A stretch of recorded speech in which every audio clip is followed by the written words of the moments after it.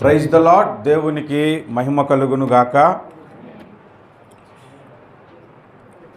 హల్లెలూయా. సంఘం ఎత్తబడిందా లేంటి? నన్ను వదిలి వెళ్ళిపోకుండా అమ్మ, నేను రావాలి. దేవునికి స్తోత్రం.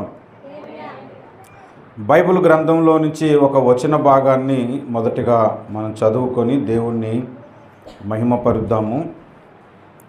మత్తయి సువార్త 16వ అధ్యాయము. మత్తయి సువార్త 16వ అధ్యాయము.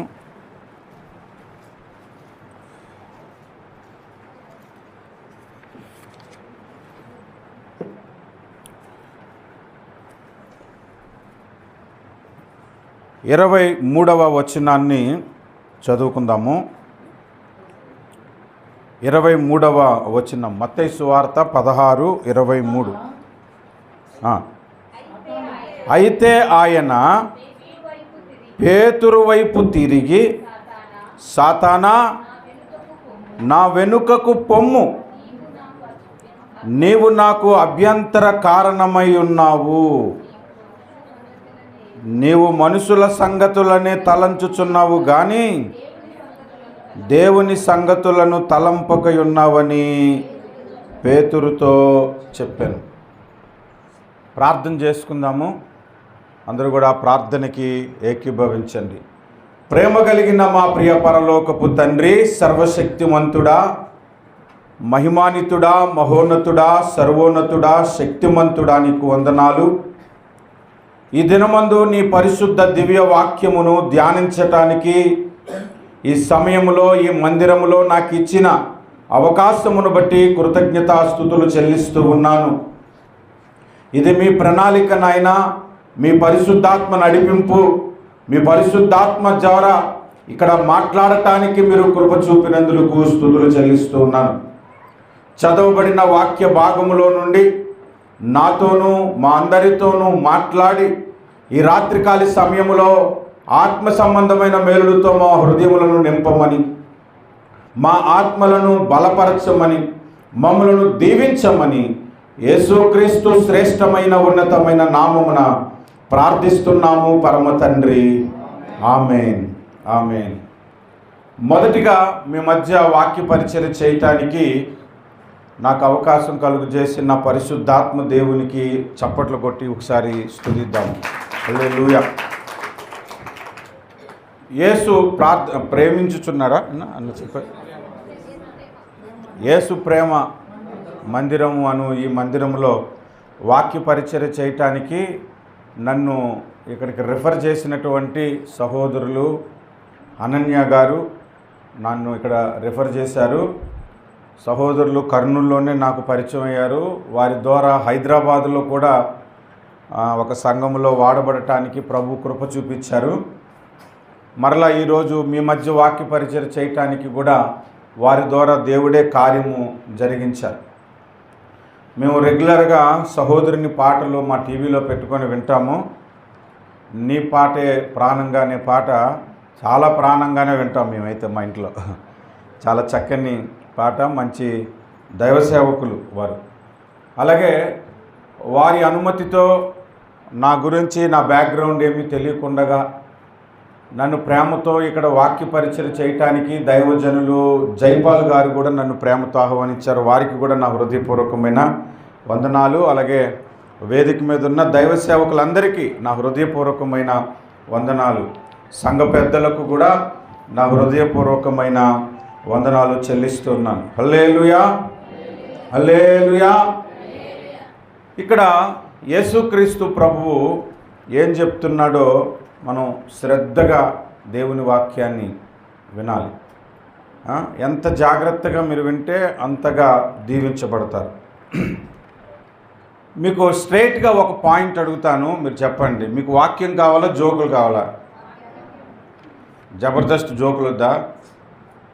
మా గుంటూరులో అయితే జబర్దస్త్ జోకులు ఉంటే ఇంకా సభ అదిరిపోయినట్టే. ఒకసారి ఒక పాస్టర్ గారు నాకు ప్రసంగానికి పిలిచారు. అన్న, అరుపులు కేకలతో స్టేజ్ దద్దరిల్లేను, నువ్వేం వాక్యం చెప్పావన్నది నాకు అనవసరం అని అన్నాడు. అంతే. అరుపులు కేకలతో స్టేజ్ దద్దరిల్లేలు అన్నాడు. ఇప్పుడు క్రైస్తవ సమాజం అంతా ఒక డిఫరెంట్ కోవలో ప్రయాణం చేస్తూ ఉంది. ఎక్కువ సమయం వాక్యం చెప్తే కూడా వినలేని పరిస్థితులు వచ్చాయి. షార్ట్ మెసేజెస్ వచ్చాయి. నేను మామూలుగా ఏదైనా ఒక సబ్జెక్టు చెప్పాను అనుకోండి, 1 అవర్ 1.5 అవర్ చెప్తుండేవాడిని. ఒక ఆయన ఫోన్ చేసి, అన్న మరీ లాంగ్ వీడియోస్ పెడుతున్నారు, short message 1 minute to 2 minutes పెట్టండి, మేము వింటాం, అంత లాంగ్ మేము వినలేకపోతున్నాం అని చెబుతున్నాడు అన్నమాట. భోజనం పెట్టి ఒక ముద్ద తిని లేచి వెళ్ళిపో బ్రదర్ అంటే ఒప్పుకుంటాడా? ఇంటికి పిలిచాడు, భోజనం పెట్టాడు, ఒక ముద్దే తినమంటాడు, మిగిలింది వదిలేమంటాడు. అంటే ఎంత బాధో. ప్రసంగికుడిగా దేవుని వాక్యం ఒక లోతెరిగిన వానిగా నాకు కూడా ఒక 5 నిమిషాలు ప్రసంగం చాలంటే కూడా బాధే నాకు. ఇక్కడికి వచ్చిన తర్వాత ఎంతసేపు వాక్యం చెప్పాలన్నది అయ్యగారు నాకు చెప్పలేదు. అందులోకి దేవునికి స్తోత్రం. ఒక ఆయన చాలా పెద్ద పాంప్లెట్ పెట్టాడు, బయటన ఒక పెద్ద బ్యానర్ కట్టారు, పాటలు పాడేసుకున్నారు, సాక్ష్యాలు చెప్పేసుకున్నారు, డ్యాన్స్లు వేసేసుకున్నారు. ఓ 10 నిమిషాలు వాక్యం చెప్పమని నాకు ఇచ్చారు. నేనేం చేశానంటే ఆ వాక్యం కూడా మీరే చెప్పుకోండి అని స్టేజ్ దిగి వచ్చేసాను. 10 నిమిషాలు కానీ నన్ను పిలవటం, కనీసం ఒక గంటన్నా దేవుని వాక్యము మనం ప్రకటించాలి. హల్లెలూయా, హల్లెలూయా.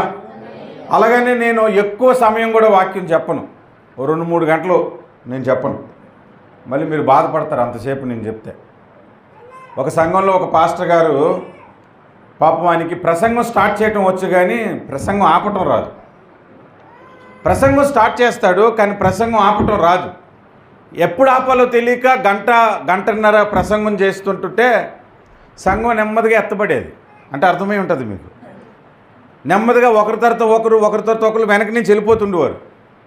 మొదట్లో ఉత్సాహంగా ముందును కూర్చున్నారు కూడా, అయ్యగారి ప్రసంగం అంటే వెనకను కూర్చుండేవారు, అటు నుంచి అటు వెళ్ళిపోవచ్చని. అది గమనించిన పాస్టర్ గారు పాస్టర్ గారికి ఒక సలహా ఇచ్చారంట. అయ్యా, నువ్వు ప్రసంగం చేసేటప్పుడు 1 గంట 45 నిమిషాలు దాటి ప్రసంగం చేయకు, అంతకంటే ఎక్కువగా వినలేరు అని సలహా ఇస్తే, ఏమోనే మరి నాకు తెలియట్లేదు, ఆ స్టేజ్ ఎక్కక ముందు 1 గంటకి ఆపేద్దాం అనుకుంటాను నేను, కానీ గంట అవుతుందో 2 గంటలు అవుతుందో తెలియట్లేదు, ఆపలేకపోతున్నాను అన్నాను. సరే ఆపలేకపోతున్నాడు కదా అని అతని కొరకు ఒక వాచ్ పెద్దదని కంటికి కనబడలాగా ఎదురుగా పెట్టారు, మీరు పెట్టినట్టు. అది చూసుకొని నన్ను ఆపుతాడని. అది చూసిన తర్వాత కూడా ఆపట్లేదు. ఇంకా లాభం లేదని అలారం సిస్టమ్ పెట్టారు. ఆ అలారం కొట్టి ఈయనకి ఆపటం రావట్లేదు, ఆ ప్రసంగం అరుపులు అలారం కూడా వినపడట్లేదు ఈయనకి. అప్పుడు పాస్టర్ గారు ఒక సలహా ఇచ్చారన్నమాట పాస్టర్ గారికి. రేపు నువ్వు ప్రసంగానికి వెళ్ళినప్పుడు నీకు ఒక చాక్లెట్ ఇస్తాను, అది నువ్వు బొగ్గను పెట్టుకో, అది కరిగిపోగానే ఎట్టి పరిస్థితుల్లో నీ ప్రసంగం అయిపోయాలి అంతే అన్న. ఇచ్చిన తర్వాత ఇంకా అయ్యగారు ప్రసంగం ఆ రోజు 4 గంటలు చెప్పాడు. ఈ పాస్టర్ గారికి పట్టమని పళ్ళు కొరుకుతుంది, ఆపు ఆపు ఆపు అంటుంది. బైబుల్ ఇలాగని ఇలా మూస్తేనే అర్థం అవ్వట్లేదు అయ్యగారికి. ఏంటి ఆపడా అని అంటే పాస్టర్ గారు కోపం వచ్చింది. ఏం చాక్లెట్ ఇచ్చావు, అది కరగట్లేదని తీసి ఇలా కొడితే అది కోటు పట్టణం, అది ఇంకెప్పుడు కరుగుతుంది అది. కాబట్టి మీరేం వరి అవ్వకండి, ఒక మంచి వర్తమానాన్ని మీ ముందుకు నేను తీసుకొస్తాను. ఇక్కడ సందర్భాన్ని మొదట మనం జ్ఞాపకం చేసుకుందాం. యేసు ప్రభు తన శిష్యులందరితో మనుష్య కుమారుడు అప్పగింపబడతాడు, ఆయన్ను ఘోరంగా సిలువ వేసేస్తారు, సిలువ వేసిన తర్వాత చనిపోయి 3వ దినాన నేను మరలా తిరిగి లేస్తాను అని ప్రభు చెప్పాడు. చెప్పగానే యేసు ప్రభు శిష్యులలో ఒక లీడర్ ఉన్నాడు. ఎవరైనా? పేతురా. యేసు ప్రభు లేనప్పుడల్లా ఆయనే లీడర్ అందరికీ. ఆయన ఉన్నప్పుడు మాత్రం మామూలు పక్కన ఉంటాడు అంతే. ఆయన ఒక మాట అన్నాడు అక్కడ. ఏమన్నాడు చూద్దాం ఒకసారి. 16వ అధ్యాయంలో ఏమన్నాడు చూడండి, 22లో. పేతురు ఆయన చేయి పట్టుకొని, ప్రభువా అది నీకు దూరమగునుగాక, అది నీకెన్నడూను కలుగదని ఆయనను గద్దింపసాగెను అంట. ప్రభువా అది నీకు జరగకూడదు అని ఆ చేయి పట్టుకొని, అది నీకు జరగకూడదు అని ఎవరిని గద్దింపసాగాడట? ఇటు గద్దించేయటమే ఏకంగాన యేసు ప్రభుని. ఇక్కడే కొన్ని విషయాలు మీ ముందుకు నేను తీసుకొస్తాను. మొట్టమొదటి పాయింట్ ఏంటంటే ఇక్కడ మనం నేర్చుకోవాల్సింది, మనుషుల దృష్టికి మంచిది కానీ దేవుని దృష్టికి అది చెడ్డది. బాగా గుర్తుపెట్టుకోండి ఈ పాయింట్. మనుషుల దృష్టికి పేతురు చేసింది మంచిదా కాదా? మంచిదా కాదా? నీవు సిలువ వేయబడ్డం ఏంటి ప్రభువా, నీవు నానా బాధలు పడ్డం ఏంటి, నిన్ను చంపేయటం ఏంటి అని చెప్పడం అన్నమాట. అంటే మనుషుల దృష్టికి అది మంచిదా కాదా? దానికి యేసు ప్రభు రియాక్షన్ ఎలా ఉంది? సాతానా నా వెనక్కి పో. ఎవరినన్నాడు? అన్నది సాతాన్నే, పేతురుని కాదులేండి. కానీ అక్కడ ఉన్న వ్యక్తి ఎవరు? పేతురు. అయితే పేతురులో సాతానైనా ఉండాలి, లేదా పేతురుని ప్రేరేపిస్తున్న సాతానైనా పక్కన ఉండాలి, అంతేనా? ఆ వచనం మనం మూల వచనం చదివాం చూసా 23లో. సాతానుతో మాట్లాడుతున్నాడు, పేతురుతోని మాట్లాడుతాడు. పేతురుతో మాట్లాడినప్పుడు నీవు మనుషులు తలంచినట్లుగా తలంచుచున్నావు, మనుషులు ఆలోచించినట్లుగా ఆలోచిస్తున్నావు అన్న. అంటే ఈ భాగంలో మొట్టమొదటి point, the first point I'm going to reveal ఏంటంటే, మనుషుల దృష్టికి మంచిది కానీ దేవుని దృష్టికి అది చెడ్డది. అందరూ చూస్తున్నప్పుడు ఏంటండి, ఏమంత తప్పు చేశాడు? తిట్టాడా, కొట్టాడా, ఏమైనా బూతులాడా? ఆయన అంత శ్రమ పడకూడదు అనుకున్నాడు, అది మంచిదే కదా అని మనం అనుకుంటాం. కానీ అది దేవుని సంకల్పానికే విరోధమని మనకి గ్రహింపు రాదు. అందుకే మనుషుల దృష్టికి మంచిది, దేవుని దృష్టికి అది చెడ్డది. హల్లెలూయా. మీకు ఒక ఎగ్జాంపుల్ చెప్తాను. నేను ఒక మందిరానికి వాక్య పరిచర్యకి వెళ్ళాను. అక్కడ ఒక సంఘ పెద్దను నాకు అప్పగించారు. నన్ను రూముకి తీసుకెళ్ళడం, నాకు కావాల్సినవన్నీ చూడటం, అక్కడి నుంచి ప్రేయర్కి నన్ను కారులో తీసుకెళ్ళడం, మళ్ళీ అక్కడి నుంచి తిరిగి రూముకి తీసుకురావటం అన్నీ ఆయనవే అన్నమాట బాధ్యత. సరే, నన్ను రూముకి తీసుకొచ్చాడు. వచ్చే బ్రష్ తీసుకోండి అన్న, ప్రేయర్ టైంకి మిమ్మల్ని తీసుకెళ్తానన్నారు. ప్రేయర్ టైంకి ఒక అరగంట ముందే నన్ను రెడీ చేసి బయలుదేరుదామన్నాడు. దారిలో వెళ్తుండగా ఒక చిన్న పని ఉందన్న, మీరు ప్రార్థన చేయండి అన్నాడు. అని ఒక ఇంట్లోకి తీసుకెళ్తే అక్కడ బియ్యం కట్టలు, తర్వాత కొన్ని కూరగాయలు, ఒక ప్యాకెట్ నూనె, అన్ని మూటలు కట్టి ఒక 20-30 ప్యాకెట్ల దాకా ఉన్నాయి. దాని మీద చేతులుంచి మీరు ప్రార్థన చేయండి, పేదలకు పంచాలనుకుంటున్నాను మీరు దైవజనులు ప్రార్థన చేసి ఇస్తే నేను వారికి పంచుతాను అన్నాడు. మంచిదే కాదా? మంచిదే. ప్రార్థన చేశాను. ఈలోగా పాస్టర్ గారికి ఫోన్ చేశారు, అయ్యా ప్రసంగానికి టైం అయిపోతుంది, మీరు ఇంకా రాలేదేంటి అని అంటే, అయ్యా మీరు ఎవరినైతే అప్పగిచ్చారో ఆయన మధ్యలో ఒక చోట ఆపి ప్రార్థన చేయించాడు, వచ్చేస్తాను. వచ్చిన వెంటనే స్టేజ్ ఎక్కి వాక్యం చెప్తాను, మీరేం కంగారు పడకండి అన్నాను. వచ్చాను, స్టేజ్ ఎక్కాను, వాక్యం చెప్పాను. రేపు ప్రసంగానికి మాత్రం ఎర్లీగా రావాలి పాస్టర్ గారు, మీరు ఇలా లేట్ చేస్తే కుదరదు అని అంటే, మీ చర్చ్ అబ్బాయి ఉన్నాడు కదా, మీరు ఎవరైతే అప్పగించాడో ఆయన మధ్యలో ఆపి ఒక దగ్గర ప్రేయర్ చేయమన్నాడు, అందుకే లేట్ అయిందని అంటే, ఆయన సంగతి మీకు తెలియదులేండి అన్నాడు పాస్టర్ గారు. అంతా అయిపోయిన తర్వాత ఆ మాట ఆయన వినేశాడు సంఘ పెద్ద. మరలా మేము తిరిగి కారులో వస్తున్నప్పుడు మా పాస్టర్ గారికి నేనంటే నచ్చనండి అన్నాడు. ఎందుకు నచ్చవు అని అడిగాను. నేను మా చర్చిలో దశంభాగం ఇవ్వను, ఆ దశంభాగము ఏం చేస్తానంటే ఇలా పేదలకు ఇచ్చేస్తాను అని చెప్పాడు.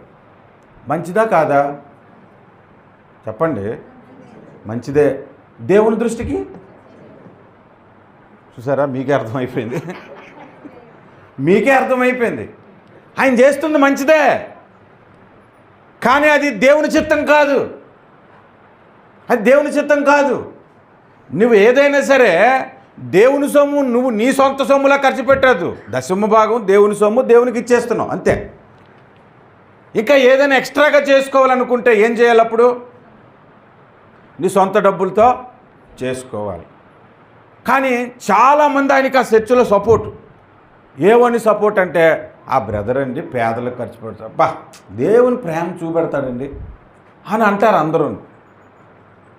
కానీ వాస్తవం ఏంటి చెప్పండి? మనుషుల దృష్టికి అది మంచిది, కానీ దేవుని దృష్టికి అది మంచిది కాదు. మీకు కొన్ని ఎగ్జాంపుల్ చెప్తాను. 2వ సమూయేలు గ్రంథము 6వ అధ్యాయంలో 6వ అధ్యాయంలో 6-7 వచనాలు మీరు చదివి వినిపిస్తే నాకు 6-7 వచనాల్లో మీరు చూడండి. అక్కడ ఏమని కనబడుతుందో 2 సమూయేలు గ్రంథము 6 అధ్యాయము 6, 7 వచనాలు.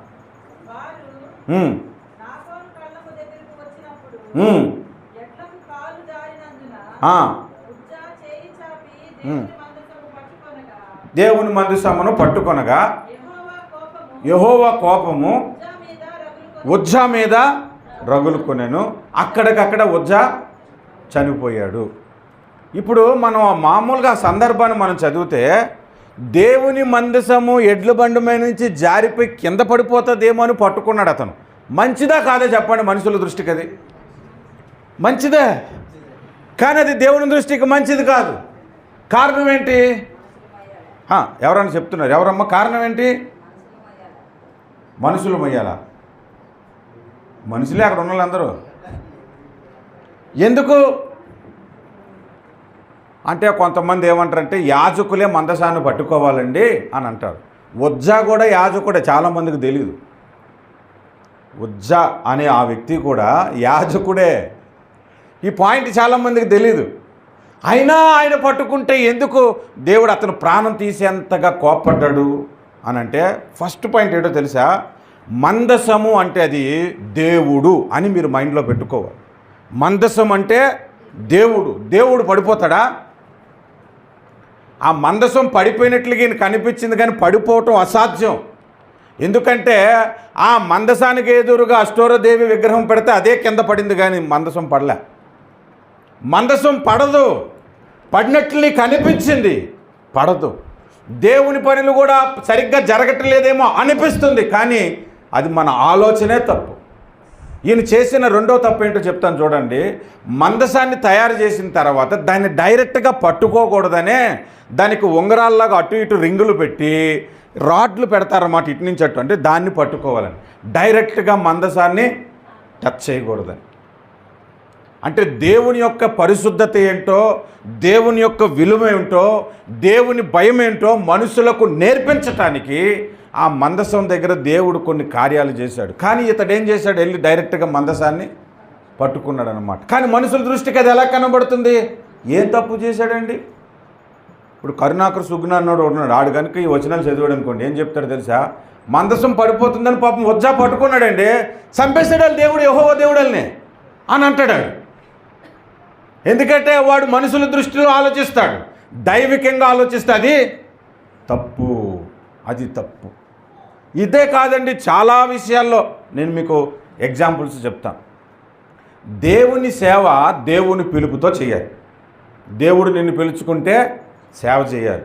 నీకు టాలెంట్ ఉందని సేవ చేయొద్దు. అర్థమవుతుందని చెప్పింది? నీకు ఆసక్తి ఉందని సేవ చేయొద్దు.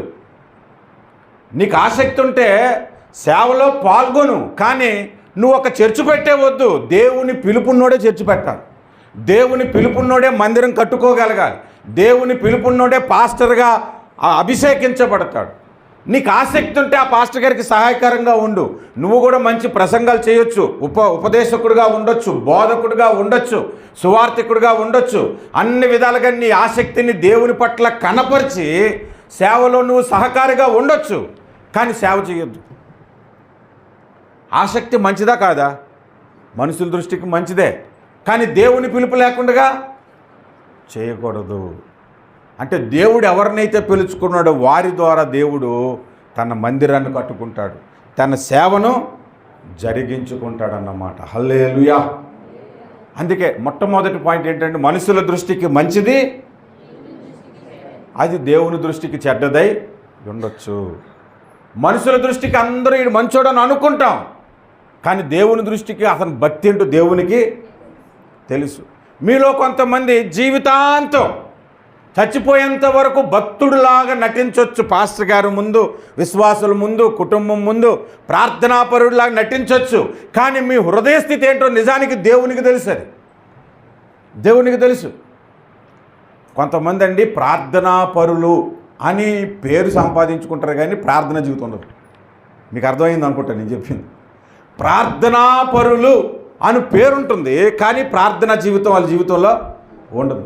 వాళ్ళు ప్రార్థన ఎంతసేపు మనుషుల దృష్టికి ఎక్కువ సమయం ప్రార్థన చేస్తారు, కానీ ఒంటరిగా ఉండేటప్పుడు ప్రార్థన చేయలేరు. మనుషుల దృష్టికి మంచిగా కనిపించటానికి ప్రయత్నించొద్దు, దేవుని దృష్టికి మంచిగా ఉండటానికి ప్రయత్నించాలి మనం. హల్లెలూయా. నోవాహు నిందారహితుడంట. ఎవరి దృష్టికి? దేవుని దృష్టికి, మనుషుల దృష్టికి కాదు. నీవు కూడా నా సన్నిధిలో నిందారహితుడివై ఉండుమని అబ్రహాముని గురించి మాట్లాడాడు. ఎవరి దృష్టికి? దేవుని దృష్టికి. మనుషుల దృష్టికి నిందారహితులుగా నీవు ఉండలేవు. నువ్వు ఏ తప్పు చేయకపోయినా నీ మీద ఒక నింద వేసేస్తారు. నువ్వు ఎలా ఉండగలవు? నువ్వు ఏ తప్పు చేయకుండా ఉంటే దేవునికి కనబడుతుంది. అంటే దేవుని దృష్టికి నీవు నిందారహితుడిగా ఉండాలి, మనుషుల దృష్టికి కాదు. మనుషుల దృష్టికి మంచిది, కానీ దేవుని దృష్టికి అది చెడ్డదై ఉండొచ్చు. ఒకసారి సౌలుని పిలిచి అమ్మోనీయుల మీదకి యుద్ధానికి పో, యుద్ధంలో ఒక్క అమ్మోనీయులను ఉంచొద్దు, ఏ గొర్రెలు కానీ ఎడ్లను కానీ పశువులను కానీ నీవు బ్రతకనించవద్దు, మొత్తాన్ని చంపేమని చెప్పాడు దేవుడు. అక్కడికి యుద్ధానికి వెళ్ళిన తర్వాత ఆ పశువుల్లోనూ ఆ గొర్రెల్లోనూ మంచి శ్రేష్టమైనవన్నిటిని చంపకుండా పనికిమాలన్నిటిని చంపేసి అన్ని మిగిలినవన్నీ తీసుకొచ్చాడు. పెద్ద ఏదో మనగాళ్ళ వచ్చి సమయాలతో అంటాడు, ఇవన్నీ శ్రేష్టమైన, అందుకే నేను చంపలేదు, మార్చేశాను కదా అని అంటాడు. మనుషుల దృష్టికి అది మంచిదా కాదా? మంచి బంగారం లాంటి పెయ్యండి, మంచి బంగారం లాంటి గొర్రెండి, ఆరోగ్యంగా ఉంది, దాన్ని చంపకుండా తెచ్చాడంటే సౌలు మంచోడే మరి. కానీ దేవుని దృష్టికి అది చెడ్డది. ఇప్పుడు మీకు మీరు పరీక్షించుకోండి. మీరు చేస్తున్న ఏ పనైనా దేవుని కొరకు, అది కానుక కానీ ప్రార్థన కానీ పరిచర్య కానీ ఏదైనా సరే, మనుషుల దృష్టికి మంచిగా ఉందా, దేవుని దృష్టికి మంచిగా ఉందా? మీరు ఆలోచించండి. ఎలా ఉంది మీ పరిచర్య? ఎలా ఉంది మీ ప్రార్థన? ఎలా ఉంది మీ ప్రవర్తన? దేవుని దృష్టికి మంచిగానే ఉందా? దేవుని దృష్టికి బాగుందా, లేదా మనుషుల దృష్టికి బాగుండాలని నటిస్తున్నారా? సో ఫస్ట్ పాయింట్ అక్కడ మనం నేర్చుకోవాల్సింది ఏంటంటే, మనుషుల దృష్టికి మంచిది, దేవుని దృష్టికి చెడ్డది. రెండో పాయింట్ నేను చెప్తాను, మీరు చూడండి. సాతాను ఆ పేతురుని ప్రేరేపించాడు. ప్రేరేపించిన తర్వాత పేతురు మాట్లాడాడు, ప్రభువా ఇది నీకు తగదు, ఇది నీకు జరగకూడదు, నువ్వు సిలువ వేయబడకూడదు, నువ్వు ఘోరంగా మరణించకూడదు అనే మాట పేతురు అన్నాడు. యేసు ప్రభు అప్పుడు సాతానుతో మాట్లాడాడు. ఎవరితోని? సాతానుతో మాట్లాడా? సాతానా నా వెనక్కి పొమ్ము అన్నాడు. సాతాను కనబడతాడా? మీకు ఎప్పుడైనా కనబడ్డా? దేవుడే కనబడలేదు మనకి. సాతాను కనబడ్డు, దేవుడు కనబడ్డు మనకి. ఎంతో భక్తి జీవితం చేస్తే దేవుడు కొందరిని దర్శించవచ్చు, కొందరితో కొన్ని సందర్భాల్లో మాట్లాడవచ్చు. దేవుని ఆ సంపూర్ణ సౌందర్యాన్ని ఒక్కసారిగా మనం చూడలేం. ఆయన వెలుగు చూడొచ్చేమో కొన్ని సందర్భాల్లో, ప్రార్థనలో ఆయన ఇక్కడ ఉన్నాడని ఆ ప్రజెన్స్ని మనం ఫీల్ అవ్వచ్చేమో. దేవుణ్ణి చూడలేము, సాతాన్ని కూడా మనము చూడలేము. కానీ యేసు ప్రభు సాతాన్ని చూశాడు. అక్కడ ఎలా చూశాడు?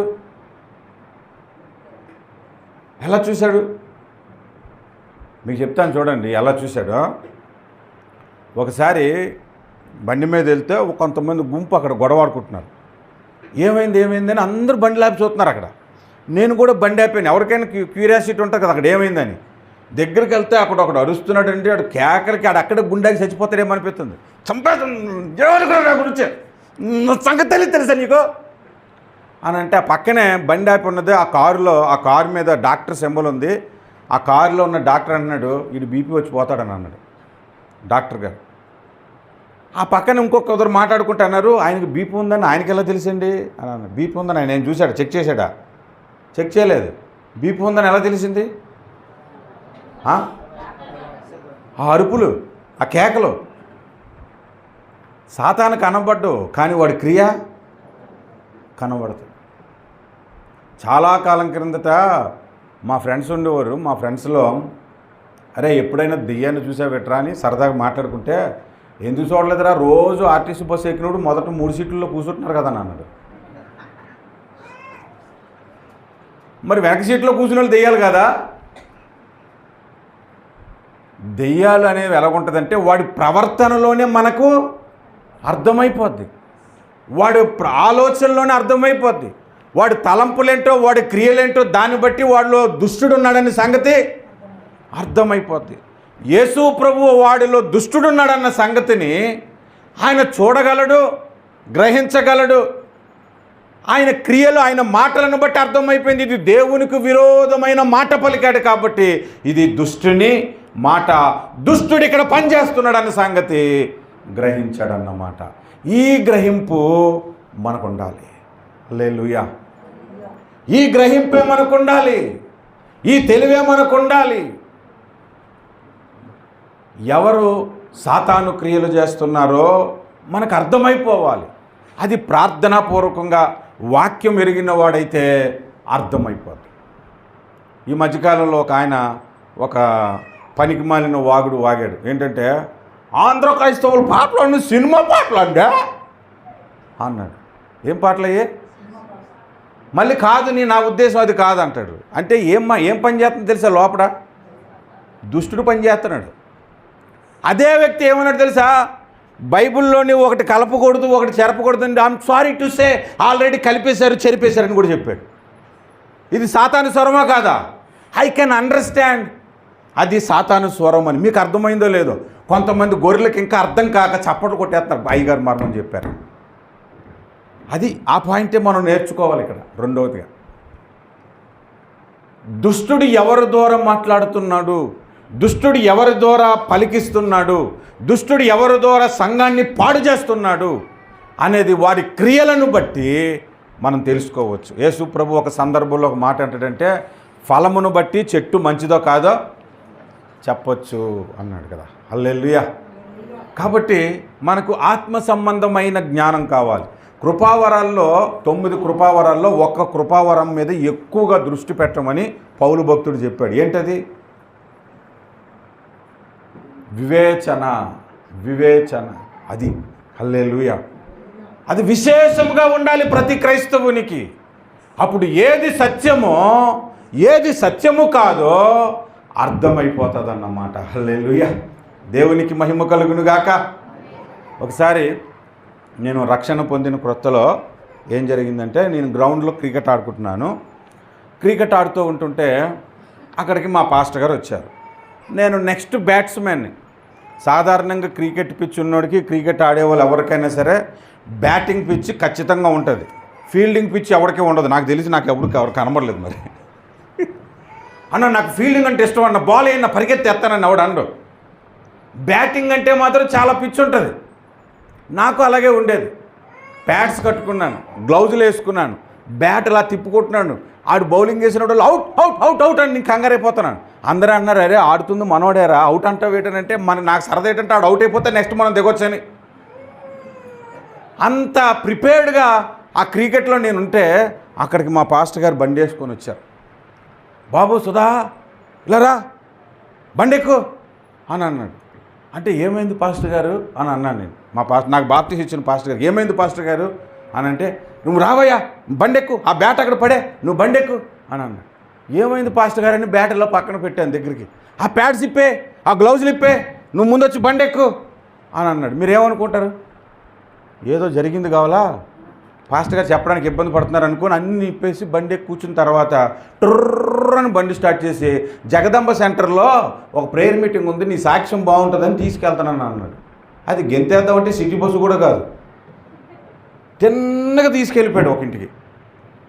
నా జీవితంలో మర్చిపోలేని ఒక గొప్ప సంఘటన అది.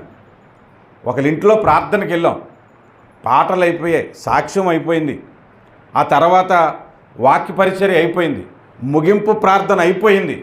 తర్వాత ఏం పని ఉంటుంది? పాస్టర్ గారులు కూర్చోబెట్టి టీ కార్యక్రమం జరుగుతుంది. అక్కడ ఒక ఆమె ఉందండి, ఆమె పేరు ఎస్తేరు. ఆమెకు నేను మరియా అని పేరు పెట్టాను. ఎందుకంటే ఆమె ఎప్పుడు పాస్టర్ గారి పాదాల దగ్గర కూర్చుంటుంది, అందుకని పెట్టాను. పాస్టర్ గారి పాదాల దగ్గర కూర్చొని పాస్టర్ గారికి ఒక ప్రశ్న అడిగింది. అయ్యా, నేను ప్రభువుని స్తుతించాలనుకుంటున్నాను, ప్రభువుని కీర్తించాలనుకుంటున్నాను, కానీ నాలో నుంచి నాకు తెలియకుండానే అన్ని సినిమా పాటలు వచ్చేస్తున్నాయి, ఏం చేయాలో తెలియట్లేదయ్యా, మీరే నాకు ఏదైనా సలహా ఇవ్వండి అని అడిగేది. అప్పుడు మా పాస్టర్ గారు ఏమీ మాట్లాడకుండా ఒకే ఒక మాట చెప్పాడు, అమ్మా సినిమా పాటలు నీలో నుంచి వచ్చేస్తుంటే నువ్వు ప్రభు పాటలు పాడుకో అని అన్నాడు. అలాగే అయ్యగారు, నేను అలాగే చేస్తాను అయ్యగారు అంది. ఒక 3 నెలల తర్వాత అదే ఇంట్లో ప్రార్థనకి వెళ్ళాం. పాటలు అయిపోయి, ప్రార్థన అయిపోయింది, సాక్ష్యం అయిపోయింది, వాక్య పరిచయం అయిపోయింది, టీ కార్యక్రమం జరుగుతుంది.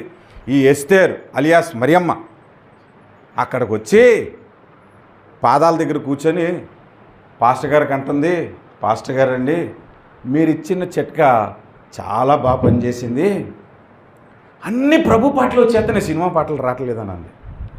మా పాస్టర్ గారి ముఖం ఆ రోజు నేను చూశాను కదా, ఒక్కసారి గాలి కొట్టినట్టు ఉబ్బిపోయింది. అమ్మా రేపు నువ్వు మన మందిరంలో పాట పాడాలన్నాడు. ఆయన ఆనందం తట్టుకోలేకపోయాడు.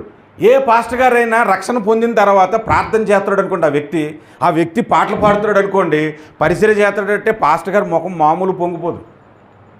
నిజమైన పాస్టర్ గారికి ఎవరికైనా సరే పొంగిపోద్ది, నాకైనా అంతే కదా. నేను బాప్తిసం ఇచ్చిన కుర్రాడు న్యూజిలాండ్లో వాక్యం చెప్తున్నాడని వింటే నాకు ఎంత ఆనందం అసలు ఇప్పటికి. మా పాస్టర్ గారి ముఖం పొంగిపోయింది. రేపు ఆదివారం నువ్వు స్పెషల్ పాట పాడాలన్నాడు. ఆదివారం వచ్చిన తర్వాత పాటలు బాగా జరుగుతుంది. మాది పెంతుకోస్తు సంఘము, పెంతుకోస్తు ఆరాధన మాది. పాస్టర్ గారు ఈరోజు ఒక స్పెషల్ సాంగ్ ఉంటుంది, ఆక్కుంటా అందరూ చప్పట్లు కొట్టాలని చెప్పాడు. ప్రతి ఒక్కరికి ఎవరు ఆగకూడదు, చప్పట్లు అదిరిపోవాలి అని అన్నాడు. చెప్పిన తర్వాత గ్రాండ్ వెల్కమ్ అనమాట, ఏదో కార్పెట్ వేసి పిలిచినట్లుగా ఈరోజు మన మధ్యకి ఎస్తేర్ గారు వచ్చి ఒక అద్భుతమైన పాట పాడుతారు అని చెప్పగానే అందరూ చప్పట్లు కొట్టి ఆమె రాగానే ఆమె ముసుకిలా వేసుకుంది, మైకిలా తీసుకుంది. ఆ పక్కన తబలా ఓడి పౌడర్ వేసి తబలా మీద దాన్ని ఇలాగ తడిపి అని కొట్టి అన్నాడన్నమాట. ఇంకా కీబోర్డ్ ఉంటుంది కదండి, ఆ కీబోర్డ్ని ఇలా కర్రని కొట్టి కీబోర్డు కూడా నేను రెడీయే అని అన్నాడు. ఇంక ఈమె పాట ఎత్తిందండి, నా యేసు చెబుతున్నాడు నిన్ను ప్రేమించానని మొదలుపెట్టింది. ఆమె మొదలు పెడుతుంటే ఫాస్ట్గా ఆయన చూస్తున్నాడు. ఆమె పోనీ అమ్మా అని అంటే ఆగో అంటుందండి. ఇంకా ఆమె పాడుతుందండి, మాది పెంతుకోస్తు కదా, నా యేసు చెబుతున్నాడు నేను ప్రేమించానని. అందులోకి ముందే చెప్పాడు ఆక్కుంటా చెప్పకుండా, ఒక్కడు కూడా ఆగట్లేదు చెప్పట్లు. ఆ తబల కొట్టేవాడు ఆగట్లేదు, కీబోర్డ్ కొట్టేవాడు ఆగట్లేదు, తబల కొట్టే అట్లా అనమాట. కానీ ఆఖరిలో 2 సార్లు మేము పాడకపోతే పాట పాడినట్టు ఉండదు మాకు పెంతుకోస్తోళ్ళకి. పాడి పాడి పాడి పాడి ఆమె అలిసిపోయింది, ఆ తబల ఒడిది కన్నం పడిపోయింది. అప్పుడు పాట ఆగింది. పాట ఆగగానే అప్పటికి మా పాస్టర్ గారు నీరసమైపోయాడు. ఇలాగా ఈమె ముసుకేసుకుని అప్పుడు ఏడుతూ, నేను సినిమా పాటలు పాడేదాన్నండి, ఇలా పాడమని పాస్టర్ గారు చెప్పారని పరుగు తీసేసింది. అంటే ఇప్పుడు ఈ సంగతి నేను ఎందుకు చెప్తున్నానంటే, పాడింది యేసయ్య పాట సినిమా పాట చెప్పండి, యేసయ్య పాట కాదా? అది యేసయ్య పాటే. నా యేసు చెబుతున్నాడు నిన్ను ప్రేమించాలని, మంచిదే. కానీ దుష్టుడు ఆమెను అలా ప్రేరేపించాడు. ఈరోజు బైబిల్లో నుంచే వాక్యం చెప్తాడు, కానీ దుష్టుని బోధ మీకు అర్థమై ఉంటుంది నేను చెప్పేది. బైబిల్లో నుంచే మాట్లాడతాడు, కానీ అది దుష్టుని బోధ. ఏది సత్యమైన బోధో నీవు గ్రహించుకోగలగాలి. యేసు ప్రభువుకు తెలుసు, ఈయన నా శిష్యుడు పేతురు నెంబర్ 1, నేను లేకపోతే అతనే లీడరు, నెంబర్ 1 శిష్యుడు, అతను నేను గద్దించేస్తే సంఘం ఏమైపోద్దని అనుకోలేదు. అది దుష్టుని ప్రేరేపణ అయితే వెంటనే గద్దించడా లేదా చెప్పండి. ఈనాడు ఎంతమంది అండి దుష్టుని ప్రేరేపణతో దుర్బోధలు చేయట్లేదు. ఒకడేమో సిలువు బొట్టు పెట్టుకోవచ్చు అంటాడు, ఒక ఆమె ఏమో పాట పాడుతుంది, యేసే నా ప్రియుడు అంటుంది, పిచ్చి పిచ్చి పాటలన్నీ పాడుతుంది, తెలుసును డాడీ అంటుంది, నీకు తెలుసునని నాకు తెలుసని అంటుంది. ఏంటయ్యి పాపం వాళ్ళు మంచోలే, చెడ్డోళ్ళు కూడా కాదండి. ఆసక్తి మంచిదే, కానీ ఆసక్తి జ్ఞానానుసారమైన ఆసక్తి కాదు వాళ్ళది. దుష్టుడు వాళ్ళని ప్రేరేపిస్తున్నాడని వాళ్ళకి తెలియదు. పోనీ వాళ్ళకి ఎవరైనా బుద్ధి చెప్పేటప్పుడు, అక్క ఇలా పాడకు దేవుని నామానికి మహిమ కలుగుతుందని చెప్పరు, పచ్చి బూతులు తిరుగుతున్నారు కిందన. ఈడొక దుష్టుడు. అందుకనే మనం రెండవదిగా ఏం నేర్చుకుంటున్నాం తెలుసా ఈ సందర్భంలో, దుష్టుడు ఎలా పనిచేస్తున్నాడో కనిపెట్టి తెలుసుకోగలగాలి. హల్లెలూయా, హల్లెలూయా. మీరు ఉద్యోగంగా హల్లెలూయా చెప్తేనే, మీరు ఉద్యోగంగా చెప్పకపోతే నేను చెప్పనంటది, ఇంకా ఎక్కువ చెప్పేస్తాను ప్రసంగం, తర్వాత మీ ఇష్టం. హల్లెలూయా. ఇది రెండవ పాఠం. మూడవ పాఠం మనం నేర్చుకుందాము. చూడండి, యేసు ప్రభువు సాతాన్ని ఎలా గద్దించుంటాడు అంటే, ఒక ఎక్స్ప్లెనేషన్ చెప్పండి, ఒక యాక్టింగ్తో చెప్పండి ఎలా గద్దించుంటాడు. నేను చెప్తాను, మీరు చూడండి. సాతానా వెనక్కి పొమ్ము అంటాడా? సాతాన్ గారు ప్లీజ్ మీరు వెళ్ళిపోండి అంటాడా? అలాగే ఉంటాడా? సాతానా నా వెనక్కి పొమ్ము అని ఉంటాడా? అవునా? ఇలాగే అని ఉంటాడు. అర్థమవుతుంది అక్కడ ఏముంది? సాతాన్ అన్న తర్వాత కామా ఉంది, అంటే పెద్దగా అరిచి చెప్పాడా లేదా? ఇంకొక మాట మీకు జ్ఞాపకం చేస్తానే. ధన్యతలు ఉన్నాయి కదా, యేసు ప్రభు కొండ మీద చెప్పిన ధన్యతలు. మొట్టమొదటి ధన్యత ఏంటండి అది? అప్పుడు యేసు ప్రభు ఎలాగని ఉంటాడు చెప్పండి? ఆత్మలో దీనులైన వారు ధన్యులు అని ఉంటాడా? ఆత్మలో దీనులైన వారు ధన్యులు, పరలోక రాజ్యం వారిదని ఉంటాడా? చెప్పండి. అంటే నేను ఎందుకు మీకు అర్థమయ్యేలా చెప్తున్నానంటే, ఏ మాటను ఎలా పలకాలో, ఏ మాటను హై రేంజ్లో పలకాలో, ఏ మాటను సున్నితంగా మాట్లాడాలో కూడా మనము నేర్చుకోవాలి. ఇది మూడవ పాఠం. హల్లెలూయా. మీకు అర్థమవుతుందండి నా పాయింట్? కానీ కొంతమందిని నేను చూస్తాను, ప్రార్థన చేసేటప్పుడు అరుస్తారు. ఎందుకు అరుస్తారో నాకు తెలియదు.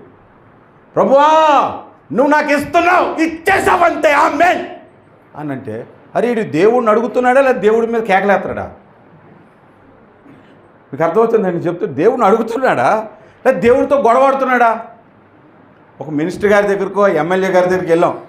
సార్ మా దగ్గర కొద్దిగా కాలువలు ఇబ్బంది అయిపోతున్నాయి సార్, మంచిగా ఇచ్చడానికి ఒక పిటిషన్ పెట్టుకుంటున్నాం, మీరు సంతకం చేయండి సార్ అంటావా? మేము ఇచ్చాం, సంతకం చెయ్యి అని అంటావు. పోయి అడిగి అనం కదా. మరి దేవదేవుని దగ్గర మోకరించినప్పుడు కొన్ని విషయాలు ఎలాగడగాలి? వినయంతో అడగాలి. అప్పుడే సాతాన్ని బంధించాల్సి వచ్చింది అనుకోండి, అప్పుడు ఎలా మాట్లాడాలి మనం? అప్పుడు ఎలా మాట్లాడాలి? సాతానా పో అన్నారు. దుష్టుని యేసు నామములో బంధిస్తున్నాం అన్నారు. దుష్టుని మేము బంధిస్తున్నాం తండ్రి పొందిన అనకూడదు. నేను చెప్తుంది అదే, మీరు అర్థం చేసుకోవాలి. అక్కడ అసలు మూడో పాయింట్ మనకి అక్కడ ఎక్కడ లౌడ్గా మాట్లాడాలో మనకు తెలియకపోతే ఎలాగా? ఆయన ఆ పండుగలో నిల్చొని నా యందు విశ్వాసం ఉంచువాడు వాని కడుపులో నుండి జీవజల నదులు పారునని బిగ్గరగా చెప్పాను. యేసు ప్రభు బిగ్గరగా మాట్లాడిన సందర్భాలు ఉన్నాయి, నెమ్మదిగా మాట్లాడిన సందర్భాలు ఉన్నాయి, చాలా నవ్వుతూ జోక్గా మాట్లాడిన సందర్భాలు కూడా ఉన్నాయి యేసు ప్రభు. అంటే ఏ సందర్భములో ఎలా మాట్లాడాలో నేర్చుకోవాలి, ఏ సందర్భంలో ఎలాంటి ప్రార్థన చేయాలో నేర్చుకోవాలి అనే పాఠం మూడవదిగా మనకు కనబడుతుంది. హల్లెలూయా. కొంతమంది ప్రార్థనలు చేసేటప్పుడు ఆ సమయంలో ఆ ప్రార్థన చేయకూడదని తెలీదు. సింగపూర్లో మా చర్చికి ఓ 10 మంది పాస్టర్లు వచ్చారు. 10 మంది టీమ్గా వచ్చేసారు. వచ్చిన తర్వాత మరి చర్చిలో ఒక ఆదివారం వాక్యం ఇవ్వాలి. 10 మందికి ఇవ్వగలమా వాక్యం? అందుకే ఒకరికి ఇచ్చాం. ఒకరికి ఇస్తే అందులో సీనియర్ పాస్టర్ ఒక ఆయన ఉన్నాడు. ఆయనకు ఒళ్ళు మండిపోయింది. నేను సీనియర్ని నాకు ఇవ్వలేదని ఆయన బాధ. ఆయన సీనియర్ అని నాకు తెలియాలి కదా. నాకు ఎవరో ఒకరు పరిచయం, నేను ఒకరికి ఇచ్చేసాను. ఇచ్చేసిన తర్వాత ఆయన, అయ్యగారు కొన్ని అనౌన్స్మెంట్లు నేను చేసుకుంటాను, నాకు ఇవ్వండి మైక్ అన్నాను. అని అంటే నేను అనౌన్స్మెంట్లో ఇవ్వను, ఎందుకంటే అనౌన్స్మెంట్ అని చెప్పి ప్రసంగాలు చేస్తున్నాను, నేను ఇవ్వను. పాట పాడుతాను అన్నాడు, పాట కూడా ఇవ్వలేదు. అసలు ఏమి ఇవ్వకపోతే ఫీల్ అవుతాడని పొరపాటున కానుకల సమయంలో ప్రార్థన చేయండి అయ్యగారు అన్నాను. వచ్చాడు అక్కడికి. ప్రేమ కలిగిన మా ప్రియ పరలోకపు తండ్రి, విజయవాడలో మాకు ఒక సంఘమునిచ్చావు, రాజమండ్రిలో మాకు ఒక సంఘమునిచ్చావు, మారేడుమిల్లిలో మాకు ఒక సంఘమునిచ్చావు. ప్రార్థన చేయట్లేదు, ఆయన ఇన్ఫర్మేషన్ ఇస్తారన్న. అన్ని సంఘాలు ఉన్న నాకు ఈయన ప్రసంగం లేదని నాకు చెప్పాడు అన్నమాట అక్కడ. అది అంతా అయిపోయిన తర్వాత ఆఖరిలో ఈ ప్రేమతో తెచ్చి నీ కానుకలను దీవించండి అని అది కలిపాడు దాన్ని. అంటే అది సందర్భమేనా? అంటే ఏ సందర్భంలో ఏ ప్రార్థన చేయాలో కూడా తెలుసుకోవాలి. కొల్లిపర అని ఒక ఊరు ఉంటుందండి గుంటూరు జిల్లాలో, మండలమే కొల్లిపర మండలం ఉంది. అక్కడ ఒక ఊరిలో ఒక సంవత్సర కాలం నా భార్య ఉద్యోగం చేసింది, అక్కడ పరిచయం కూడా చేశాను నేను. ఒక ఇంట్లో ప్రార్థన కానీ వెళ్తే అసలు ఆ ఇల్లు ఏంటో ఇలా వంగి లోపలికి ఇలా దూరాలి, అంత కిందకు ఉంటుంది. ఇంకోసారి అయితే వంగలేక పొంగుకుంటూ వెళ్ళిపోవడం లోపలికి వెళ్ళిన తర్వాత అందరూ కూర్చొని ఉన్నారు, నేను కూర్చున్నాను. అయ్యగారు వాక్యం చెప్తారంటే నేను లేచి నించుంటే దబ్బని తగిలింది పైన. తగలగానే ఇంకా మళ్ళీ ప్రసంగంలో ఇలాగంటాం ఒకటి మనం ఇంకెందుకు వచ్చిందని చెప్పి కూర్చొని చెప్తానంటే కొద్ది ఎత్తుకున్న పీట వేశారు. ఆ పీట మీద కూర్చొని వాక్యం చెప్పాను. ఆ సంఘంలోనే 7 ప్రార్థన చేస్తారట వాక్యం చెప్పిన తర్వాత, నాకు తెలీదు. ఆ 7 ప్రార్థన చేశారు. ఏమని ప్రార్థన చేశారంటే అయ్యగారిని నిలవబెట్టుకొని బలంగా వాడుకున్నందుకు స్తోత్రాలు అన్నారు. 7 ఆమె ప్రార్థన చేసేసరికి ఆ పక్కన అడిగాను, నేను నిలవబెడి వాక్యం చెప్పానా కూర్చొని వాక్యం చెప్పానా అని అడిగాను. మీరు కూర్చొని చెప్పారు సార్ అని అన్నాడు. అదేంటి 7 కూడా నన్ను నిలవబెట్టుకుని వాడుకున్నాడు అంటాడు, కూర్చోబెట్టుకుని కదా దేవుడు వాడుకున్నాడు అన్నాను. అంటే వాళ్ళకి ప్రార్థన అలవాటు అయిపోయింది అంతే. నిలవబెట్టుకుని వాడుకున్నాడు అని అలవాటు అయిపోయింది. 7 అంతుల ఆత్మచేత నింపు నీ సేవకుని నన్ను అలవాటు అయిపోయింది. ఆ 7 అంతుల ఆత్మ అంటే ఏంటో తెలీదు. నీ సిలువ చాటును మరుగు చేయు అని మాట అలవాటు అయిపోయింది, కానీ ఆ మాటకు అర్థం ఏంటో తెలీదు. అంటే ఏ సందర్భంలో ఎలా మాట్లాడాలి, ఏ సందర్భంలో ఏ పాట పాడాలి అది కూడా తెలుసుకోవాలి, మనం తెలుసుకోవాలి. కొంతమందికి ఏమో గుడ్ ఫ్రైడే రోజు వచ్చి క్రిస్మస్ పాట పాడతాడు ఒక ఆయన. గుడ్ ఫ్రైడేకి ప్రసంగానికి నన్ను పిలిచి 7 మాటల్లో ఒక మాట చెప్పమని, నాకు ముందు ఒకటి ప్రార్థన ఒకటి పాట, ఒకటి తిన్నకు వచ్చేసాడు. అది సంగ పెద్ద నాకు తెలియదు. అందాల తారా అరుదించే నాకే అంబారా, అందరూ అడిగి చూస్తున్నాను, నేను చూస్తున్నాను. ఇది క్రిస్మస్సా లేకపోతే ఈస్టరా లేకపోతే గుడ్ ఫ్రైడే కూడా తెలియట్లేదు మాకు. పాడమన్నారు కదని పాడేశాడు అంతే. మళ్ళీ ఏమైనా అడిగా ఏం పాడకూడదు, దేవుడి పాట కదేట, సినిమా పాట ఏంటి అని అంటాడు. అవును సినిమా పాట కాదురా నాయన, దేవుడి పాటే, కానీ అది సందర్భమా కాదు. అంటే ఏ సందర్భంలో ఏ పాట పాడాలో కూడా తెలుసుకోవాలా లేదా? 2012 ఆగస్టు, క్షమించండి 2003 సంవత్సరం ఆగస్టు 12వ తారీఖున నాకు పెళ్ళయింది. విశాఖపట్నం గుడివాడ అప్పన్న కళ్యాణ మండపం అది. ఆ రోజు పెళ్ళి జరుగుతుంది, మంచి హడావుడిగా 500 మంది చిల్లరొచ్చారు. మా అమ్మ మంచి గొర్రెలేసింది, మంచి భోజనాలు పెట్టింది. ఓ పక్క ఆర్కెస్ట్రా టీం పాటలు పాడుతున్నారు, ఇటువైపు ఉండాలన్నారు. మా ఇద్దరం, మా వైఫ్ నేను ఉన్నాను. నేను షూట్ వేసాను, ఆమె మంచి వైట్ గౌన్ వేసింది, మెడలో దండలు ఉన్నాయి. ఆ ఫోటోలో వస్తున్నాడు, ఫోటో సిక్కి నొక్కేస్తున్నాడు. ఓ పక్క పాటలు పాడుతుంటుంటే మా పాస్టర్ గారు వచ్చి నేను ఒక స్పెషల్ సాంగ్ పాడుతానని అడిగాడు. అడిగితే నేను మా వైఫ్కి ఇలా కొట్టి, మా అయ్యగారు పాట పాడితే ఎరగేసేస్తాడు అన్నాడు. మా ఆమె కూడా ఇలా చూస్తుంది ఆయన వైపు. ఆయన మైక్ తీసుకుని పాడాడండి ఆ రోజు. 3 నాళ్ళ ముచ్చటి కోసం ఈ మనిషి పడే తపన చూడరా అని పాడాడు. పాడితే అసలు అది పాడొచ్చండి. అప్పుడు అది పెళ్లి చేసింది ఆయనే. నీటి బుడగ వంటి జీవితం అనంటే ఆహా అన్నప్పుడు సంఘం అంతా అలా దీవించేశారు మమ్మల్ని. ఆయన పాడుతూ పాడుతూ దగ్గొచ్చి ఆగిపోతే మా అమ్మ వెళ్ళి మైకి లాక్కుని మిగిలిన పాట పాడేసింది. ఇంద్రధనస్సు లాంటిదో ఈ సంసారమో అని. అది సందర్భమైనా పాడేది. ఏ సందర్భంలో ఏ పాట పాడాలి, ఏ సందర్భంలో ఎలాంటి పాటలు పాడాలో నేర్చుకోవాలి. సువార్త సందర్భంలో సువార్త పాట పాడాలి, ప్రార్థన సమయంలో ప్రార్థన గురించిన పాటలు పాడాలి. అంటే మన వే ఆఫ్ లాంగ్వేజ్, బిహేవియర్, మాటలు, తలంపులు సందర్భానుసారముగా ఉండాలి అనేది అక్కడ 3వదిగా దేవుడు మనకి నేర్పిస్తున్న పాఠము. ఇక 4వ విషయాన్ని చూద్దాం. అక్కడ దేవుని కార్యాన్ని పాడు చేయటానికి కంకణం కట్టుకున్న వ్యక్తి ఎవరు? సాతాను.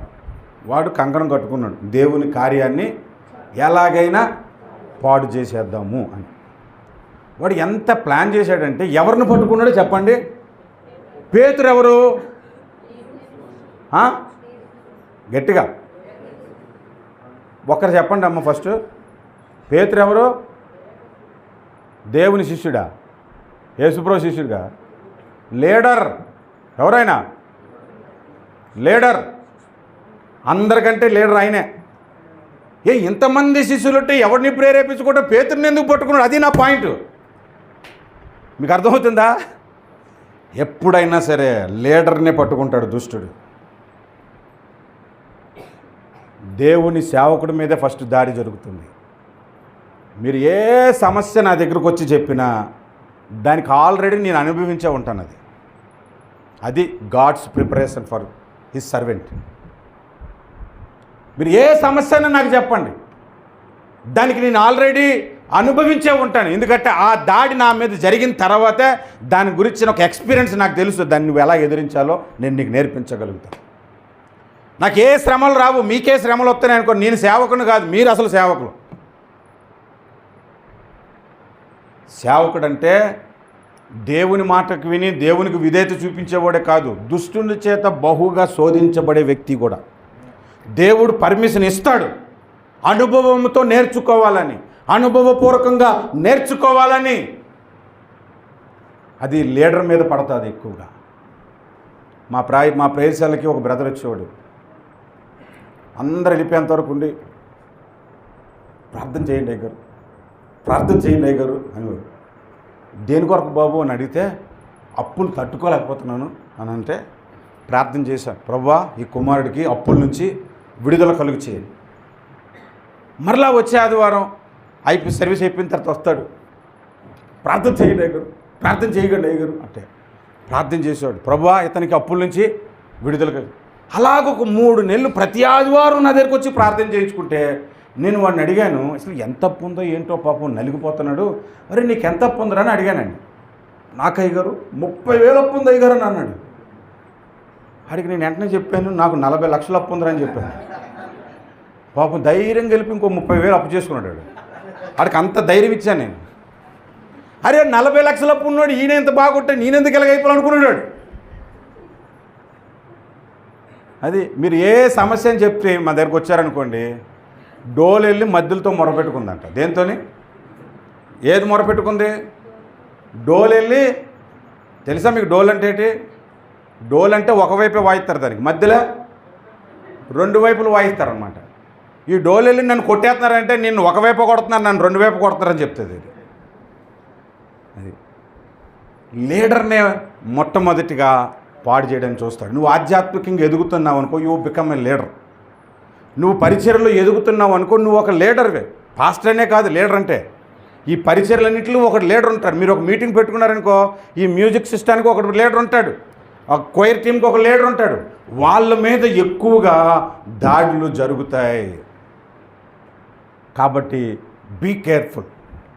ఇదొక పాఠాన్ని మనకి 4వదిగా దేవుడు నేర్పిస్తున్నాడు. హల్లెలూయా, హల్లెలూయా, గట్టిగా హల్లెలూయా, హల్లెలూయా, దేవునికి స్తోత్రం.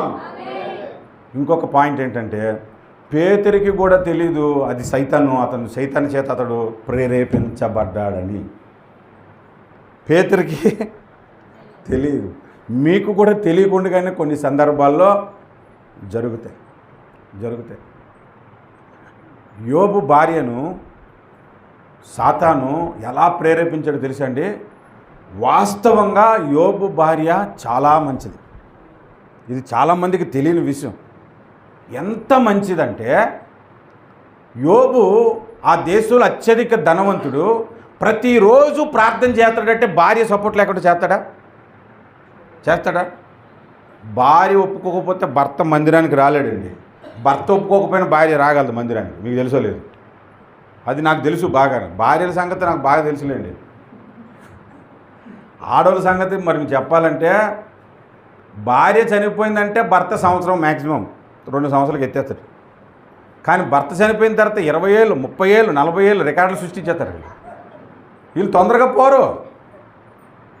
కానీ భార్య పోయిందంట ఒక పాస్టర్ గారికి వైజాగ్లో, నాకు బాగా తెలిసిన పాస్టర్ గారు, సరిగ్గా సంవత్సరానికి ఆయన కూడా ఎగిరిపోయాడు. అప్పుడు నాకు అర్థమైంది బైబిల్ ఎంత సత్యమైంది. నీకు సాటి అయిన సహాయం అని వాళ్ళు మమ్మల్ని అన్నాడు, కానీ మేము వాళ్ళకి సాటి అయిన సహాయం కాదు అని. మరి ఎంత సపోర్ట్ చేయకపోతే యోబు అంత ప్రార్థనా జీవితం కలిగి ఉంది, ఎంత సపోర్ట్ చేయకపోతే అంత నీతిగా న్యాయంగా బ్రతికాడు, అంత యథార్థంగా బ్రతికాడు అంటే ఆమె మంచిదా కాదా? మంచిదే. డబ్బు గర్వం కూడా లేదు. డబ్బు అంతా పోయినప్పుడు, పిల్లలు చనిపోయినప్పుడు అప్పుడు యోబు దగ్గరకు వచ్చి ఇంకెందుకు బ్రతుకున్నావు అన్న మాట అప్పుడు అనలేదు. అప్పుడు కూడా ఓపికగానే ఉంది. అక్కడ పాయింట్ ఏంటంటే, మీరు యోబు గ్రంథం 1వ అధ్యాయం 2వ అధ్యాయము 3వ అధ్యాయం చదువుకోండి. దుష్టుడు ఒకే ఒక పాయింట్ దేవుని దగ్గర మాట్లాడొచ్చాడు, నిన్ను నీ భక్తుని చేత దూషింపచేస్తాను. ఈ పాయింట్ పట్టుకొని దూషింప చేస్తాను అన్నాడు. నువ్వు అన్నీ తీసే ప్రభు నిన్ను దూషిస్తాడంటే యోబు దూషించలేదు. మాటలతో పొరపాటును కూడా ఒక పలుకు పలకలేదు. ఆరోగ్యం చెడిపోయింది, చెల్ల పెంకుతో గోక్కుంటున్నాడంటే అర్థం ఏంటి? గోక్కుడని గోర్లు కూడా లేవు ఆయన దగ్గర. గోర్లు ఉంటే దానితోనే గోక్కుంటారు పాపం. గోక్కుడని గోర్లు లేవు. అంతగా శరీరం చెడిపోయింది.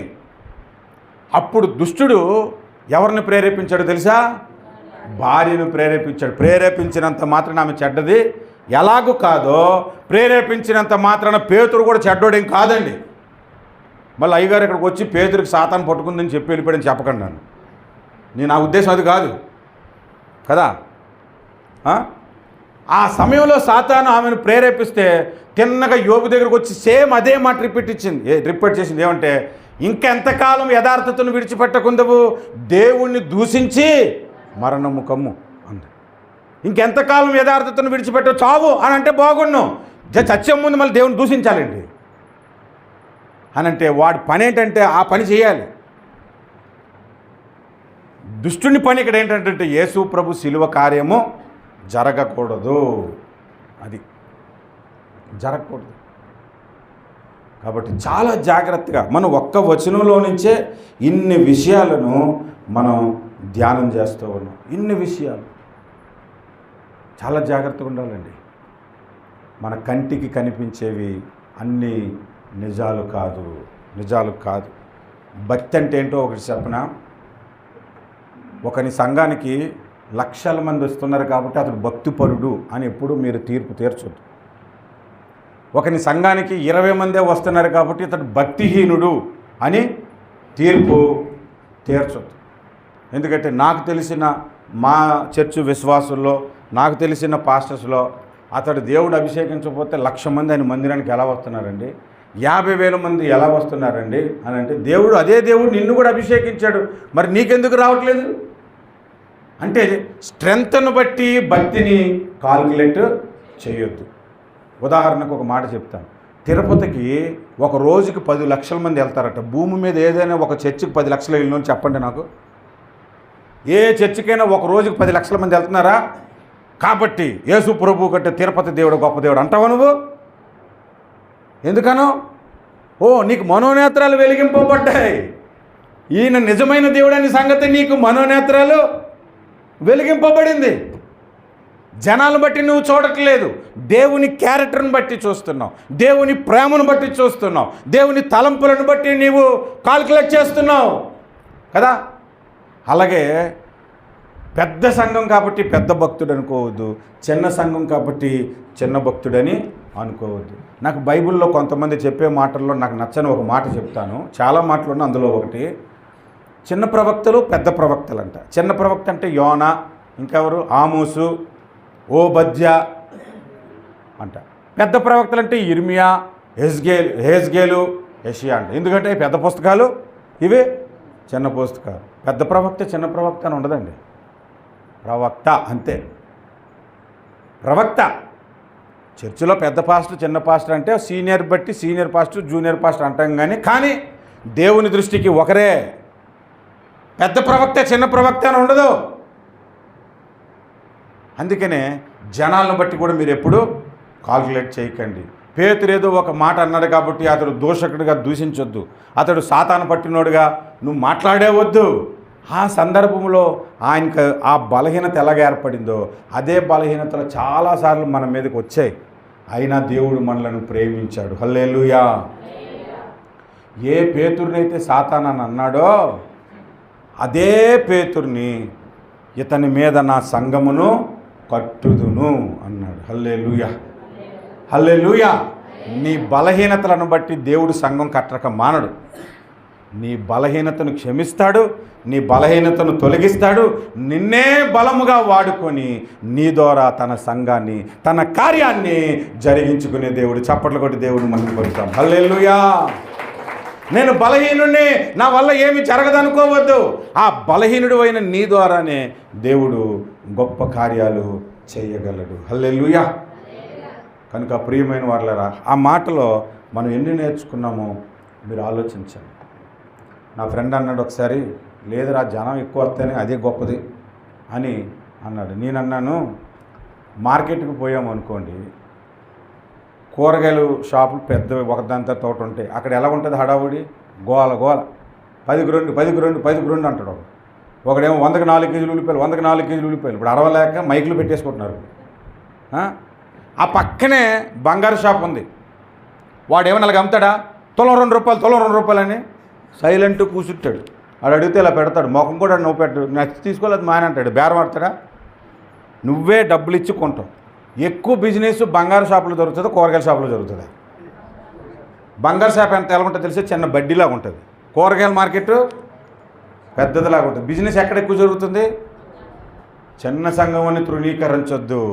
దేవుని గొప్ప కార్యాలు, దేవుని ఆత్మ కార్యాలు, దేవుని వాక్య సత్యాలు అక్కడ బహుగా ప్రకటింపబడుతున్నాయి. హల్లెలూయా, హల్లెలూయా. ఒకవేళ ఎవరైనా పొరపాటున ఇక్కడ దగ్గరలో డిజిటల్ చర్చ్ పెట్టారనుకోండి, బలహీనులు అక్కడికి వెళ్ళిపోతారు. సత్యం కావాల్సిన వాళ్ళు ఇక్కడే ఉంటారు. హల్లెలూయా. దేవుడు ఎన్నో విషయాలను మనకి ఈ వచనాల ద్వారా నేర్పిస్తున్నాడు. మోకరిద్దాం, ప్రార్థన చేద్దాం, ప్రభువుని వేడుకుందాం. ప్రభువా, నన్ను సరైనటువంటి మార్గములో నన్ను నడిపించు, సత్య మార్గములో నడిపించు. ఏది సత్యమో చూడగలిగిన కన్నులు నాకు దయచేయి. అది మన ప్రార్థన, మన భక్తికి అవసరమైన ప్రార్థన. నేను ఎలా పాడితే నీకు మహిమ కలుగుతుందో, నేను ఎలా జీవిస్తే నీకు మహిమ కలుగుతుందో, నిన్ను సంతోషపెట్టే భక్తి నాలో కలుగునుగాక. ఇది గొప్ప ప్రార్థనలండి. ప్రార్థన అంటే ఎంతసేపు నాకు ఐఫోను, ఇల్లు, డబుల్ బెడ్, కారు, బంగారు, ఇవి కాదు. నా భక్తి నిన్ను తృప్తిపరచాలి, నా భక్తిని చూసి నువ్వు ఆనందపడాలి. అలాంటి భక్తి జీవితం నాకు కావాలి ప్రభువా. ఈ లోకంలోని శ్రమలు వస్తాయి పోతాయి, అప్పులు ఉంటాయి పోతాయి, అనారోగ్యం వస్తుంది పోతుంది, పోయినా పోకపోయినా భక్తి మాత్రం స్థిరంగా ఉంటుంది. హల్లెలూయా, హల్లెలూయా. ఆ శాశ్వతమైన జీవితాన్ని మనకు అనుగ్రహించే భక్తిని ఈ లోక సంబంధమైన వాటి కొరకు విడిచిపెట్టొద్దు. అందుకే ప్రార్థన చేసుకోవాలి. మనం మోకరిద్దామా? లేదా నిల్చోవాలనుకుంటే నిల్చోండి, మోకరించాలంటే మోకరించండి. 2 చేతులు పైకెత్తండి. ప్రభువా, ఈ దినమందు మాతో మాట్లాడారు నాయన. ఈ దినమందు మీ స్వరమును మాకు వినిపింపజేశారు తండ్రి. మీ ప్రభావం ఏమిటో మాకు తెలియజేశారు నాయన. మీ శక్తి ఏంటో మాకు తెలియజేశారు ప్రభువా. ఏ సందర్భంలో ఎలా మాట్లాడాలో నేర్పించారు. ఏది మంచిదో ఏది మంచిది కాదో మీ దృష్టికి తెలుసుకోమంటున్నారు. కరుణించండి, కనికరించండి. సంపూర్ణ మహిమ కలిగిన వారిగా మమ్మల్ని దీవించండి. మీ కరుణాహస్తమును మాకు తోడుండ చెయ్యండి. మమ్మల్ని దీవించండి. ఏర్పరచబడిన ఈ సంఘము, ఈ సేవకుడు, వారి కుటుంబము, ఇక్కడ పరిచారకులు, ప్రతి ఒక్కరిని మీరు దీవించండి, ఆశీర్వదించండి. మీ సజీవ రెక్కల చాటున భద్రపరచండి. భక్తి మార్గములో బలపరచండి. పరిశుద్ధాత్మ అభిషేకమును కుమ్మరించండి. మీ నీతి మార్గములో నడిపించి యథార్థ ప్రవర్తన కలిగిన వారు, నీతి ప్రవర్తన కలిగిన వారు, న్యాయవంతులమై నీతిమంతులమై నీ నామమును కనపరచు కృప మాకు దయచేయమని ప్రార్థిస్తున్నాను. మా ప్రతి అవసరతను నీ కుమారుడు క్రీస్తు మహిమలో తీర్చి మమ్మలను బలపరచమని యేసు నామములో ప్రార్థిస్తున్నాము పరమ తండ్రి. ఆమేన్, ఆమేన్. థ్యాంక్ యూ సో మచ్ అండి. ఈ అవకాశం ఇచ్చిన దైవ సేవకులకు కూడా నా హృదయపూర్వకమైన వందనాలు చెల్లిస్తున్నాను. God bless you.